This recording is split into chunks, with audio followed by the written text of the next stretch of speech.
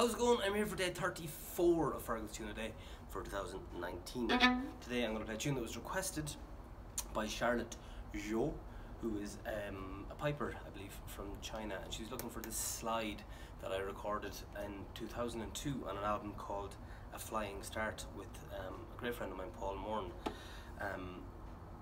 Playing this tune this evening in Flagstaff, Arizona, where you think Arizona is going to be all desert and warmth, but there's actually snow on the ground here. It's quite cold, but nonetheless I will try and play a slide to warm up the situation. Here we go.